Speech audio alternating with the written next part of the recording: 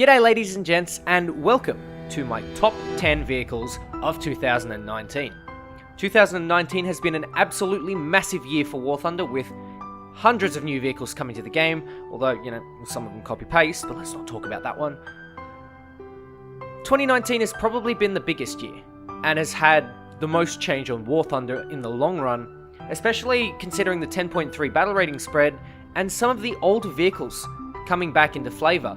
Obviously hundreds of new ones, but also several of the old ones coming sort of back into that more favourable matchmaking, or getting a lot more plays, or having a better matchmaker, more well-rounded, and just better overall. And so, here are my top 10 picks. Now do remember, just because I put it at number 10, or number 1, or number 5, doesn't necessarily mean it's in that exact order. There's a little bit of play, and of course, some of these vehicles aren't going to be the best, some of them aren't going to be the meta, but a lot of them are the ones that I personally spent a lot of time in and had a lot of fun in. Some honourable mentions include the Hunter F6 for those absolutely devastating SRAMs, the SO8000 Narval, just for being a really decent plane overall and having those 6MG151s, the Leopard 1, yes that's right, the 7.7 unstabilized Leopard 1, for being one of those tanks that I can play really sneaky and I have to be really tactical, it puts me on my toes, and when you're in a down tier, it has to be, in my opinion, the best and most fun tank in the game. But unfortunately, those down tiers don't come too often, and that's why it's an honourable mention. The Shenyang F5, also known as the MiG-17F in the Chinese tech tree, for me is incredibly challenging yet incredibly rewarding because of the air-to-air missiles, the fact that it is in fact a MiG-17, and of course the added afterburner for that extra little bit of thrust. It's something that I really enjoyed and spent a lot of time playing. And finally, for my honourable mentions, the Ju-87D5 Stuka. This plane, I've done 2 videos on it, I played a whole lot with subscribers, and I've absolutely enjoyed the living hell out of this plane. Those gun pods are not to be messed with, and you can take the cannons, you can take the machine guns, it doesn't even matter, you're going to have an absolute blast. So, with my honourable mentions out of the way, let's get into the top 10. Coming in at number 10, we have the 10.5cm King Tiger. The 10.5cm King Tiger for me is one of those tanks that I managed to play a lot of, and despite the up tiers to 7.7, it actually isn't that bad. Having to face T29s all day is something that I can regularly do and accomplish with quite ease, to be honest. And having to deal with things like M46 patterns, M47 pattern 2s, even the M48s and M60s, I really don't have that much of an issue with. T54s can be a little bit of a struggle, but again, it's a little bit of a challenge for me, and it's something that I can, get past because of the aspiration to challenge.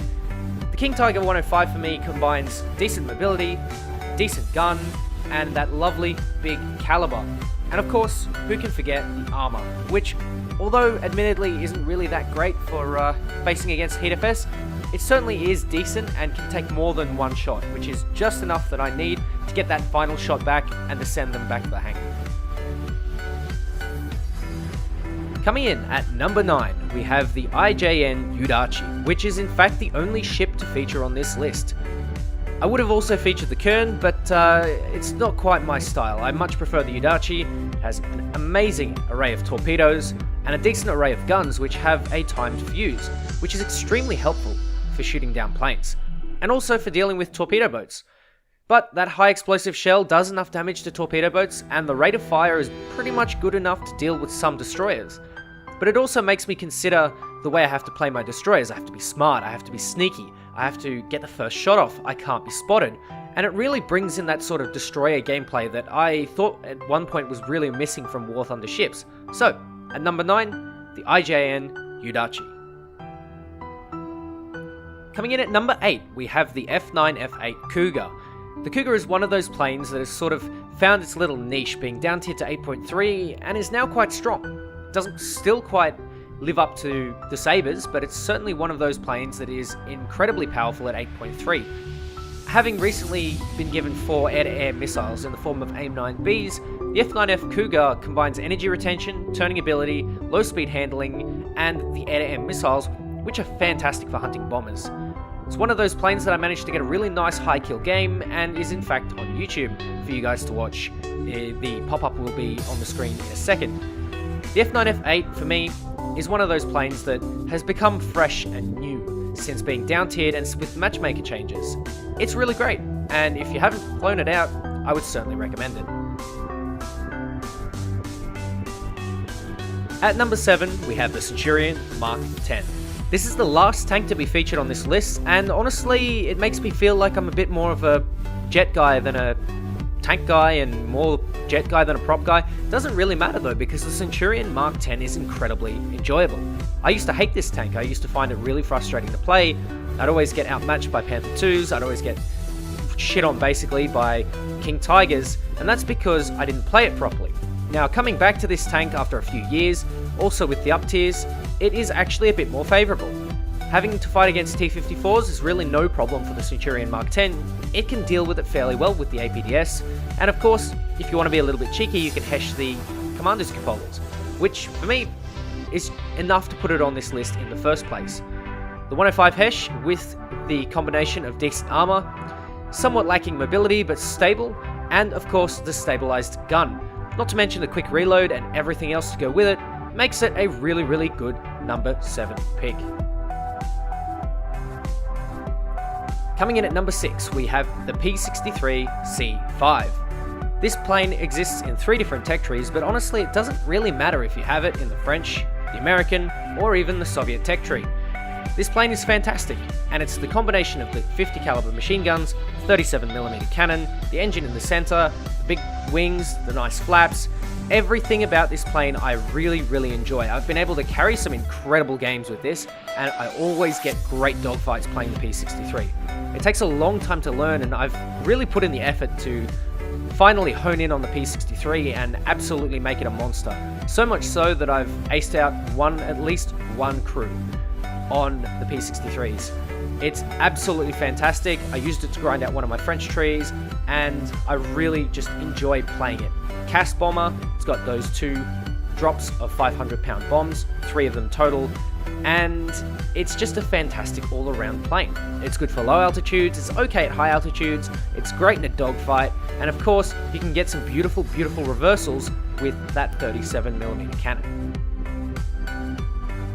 Coming in at number 5, we have the Gloster Javelin Mark 9. You'll never believe that the Javelin actually made it onto my list, but this thing for me was the biggest challenge that I've ever had in War Thunder that I managed to succeed. The Javelin isn't really a good plane, but it has a lot of charm. And if you can make the guns work, and if you can make the missiles work, and the radar, you can get yourself a very formidable Tu-4 killer if you're in the right situations. Of course, it's not going to work all the time, but my god, the Javelin is a really fun plane, fighting against 8.0s and 7.7s, 8.3s, and even some 8.7s. The amount of MiG-15 Bisses I've managed to reverse is incredible, and having it on the list, for me, it's just a must. Coming in at number 4, we have the plane that won the wait, no, not really. The P-51 D-20NA. My script says that it actually did win the war, but I think I'm wrong. Don't tell the Americans, okay? Shh. Okay, the plane that won the war, the P-51D Mustang. In all seriousness, this plane is one of the best planes at energy dogfighting in the game. You put it at an altitude advantage and nothing can stop it. It's honestly been one of the most fun planes that I've ever flown, simply because the energy dogfighting tactics you can use against BF-109s and 190s is absolutely hilarious. Watching them struggle against you in your basically what they thought would be an inferior plane is absolutely fantastic, and having a competent squad mate to back you up in a P-51 is always a welcome change. Having those American teams isn't really great, but when you get more than one player that knows what they're doing, my god, you can have some absolute fun in this plane. And that's why it sits at number 4 on my list. Coming in at number 3, we have the Supermarine Swift F7. For me, the Swift F7 is a welcome change from the F1 because it's not really up my alley, but a Supermarine aircraft had to be put in on this list, and because the Spitfire always gets shafted by those beautiful allied teams and those wonderful BF-109s and 190s, I have to put the Supermarine Swift on the list. It is absolutely fantastic. This plane also comes with the most unique missiles in the game at the moment, the Fireflash air-to-air missiles, and it gets 2 of them, which are absolutely perfect for taking down those bombers or those hunters that think that they can run away from you. The Swift F7 also comes with an afterburner, meaning that it has good altitude performance, and it's also extremely good in a climb, making it one of those planes that you can sort of dogfight with for a little bit and then just burst away like nothing ever happened. And for me, that is exactly what I want in a plane. Something that has good acceleration, good guns, something unique, and is overall somewhat speedy, that I can control the battle. And for me, the Swift is a perfect number 3 pick for my top planes of 2019. Number 2, the F100D. The F100D, for me, was the plane that I got used to quite easily. It was honestly one of those planes that you can just pick up and go, and it's absolutely beautiful. Having that acceleration with the afterburner, having the altitude performance, having that first turn on your opponents, that AOA is absolutely incredible, and you really can't underestimate that stuff. Having a big fat wing as well makes it decent at low speed turning, although not enough to outturn a Sabre, which is understandable because it's a big fat plane, and big fat planes tend to go really fast. The F100D is capable of Mark 1 in level flight in some cases, and is in fact equipped with 4 AIM-9E missiles. It is almost the perfect zoom around the map and shoot off your missiles, get a couple of gun kills, which by the way, best guns in the game, those 20mm, high velocity, good damage output, and they're packed nice and close together. So it's a really easy plane to pick up, and it is a really easy plane to master. And for me, having so much fun in the F100D in the long run, it just absolutely has to go on my list in the number 2 spot. Finally, coming in at number 1 is the MiG-19 PT. At first I absolutely despised this plane because it was just incredibly hard to learn. I just couldn't get used to the guns, the rudder locked up, the air-to-air missiles were pretty boring and meaningless, to be honest. But as you learn the plane, as you learn how to play the plane and learn the guns, learn everything about it, it becomes one of the most formidable opponents on the battlefield. It's by no means easier than the F100D. In fact, it is probably one of the hardest planes at top tier to learn, aside from the MiG-21.